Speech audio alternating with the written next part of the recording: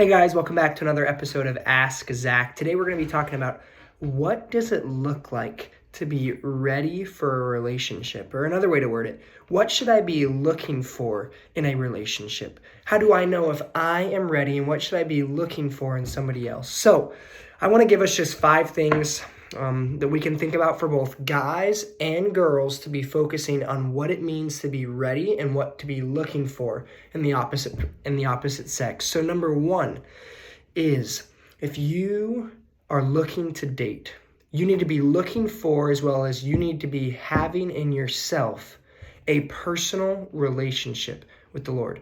Now, what do I mean by this? I don't mean that it's just you and Jesus. I don't mean that you're separated from the church. I mean that it is you seeking Christ alone with God through a personal Bible study, where you are seeking God and His Word, where you are praying to God, seeking counsel from Him.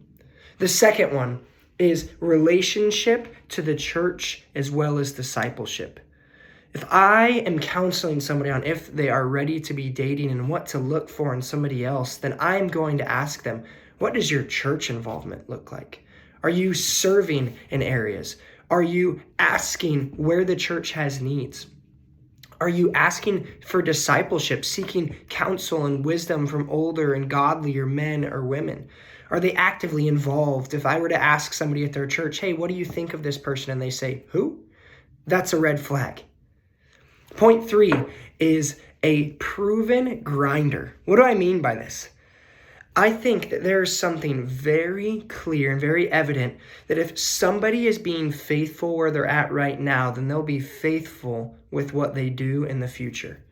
If somebody's life isn't together now, whether it's they're getting super bad grades in school, or they can't keep their room clean, or they're late to work, there's a good chance that they will lack discipline in the future. If they cannot be faithful now, then they will not be faithful later.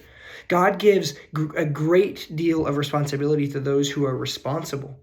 And so think through, am I championing where I am at? Am I getting good grades? Am I excelling in the classroom? Am I pursuing my sport with excellence, my instrument with excellence? Am I pressing on towards the upward call of God now? Because if I'm not doing it now, I won't do it in the future. And look for that also in a spouse. Are they eager to work hard? Are they faithful where they're at? Point 4 is for specifically a guy, and then I'm going to do point 4 for a girl, but for guy first.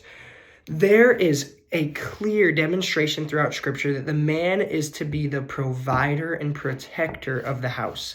The provider and the protector of the house. He is to be the caretaker of the house in the sense of protection.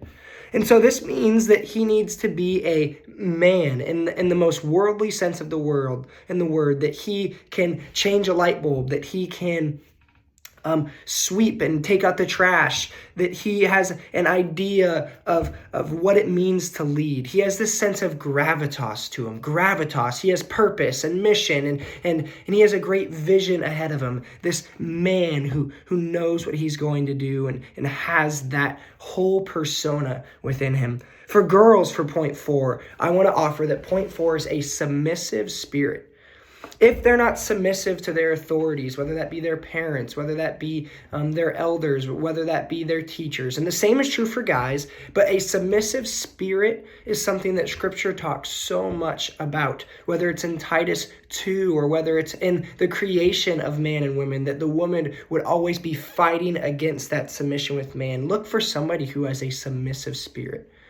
And then point 5 is a godly reputation. This is the last point, and these aren't obviously exhaustive, but just 5 easy points to evaluate your own life and to look for in others is a godly reputation. Are you known for service? Are they known for serving others? Are they known, and do they know others? In Proverbs 22:1, it says that a good name is more to be treasured than riches. So get someone, look for someone, be someone who has a good name. These are just 5 tips, 5 characteristics, things to look for in yourself as well as others on what it means to be a godly man or woman. And they all aren't exhaustive, but they're good things to hang our hat on.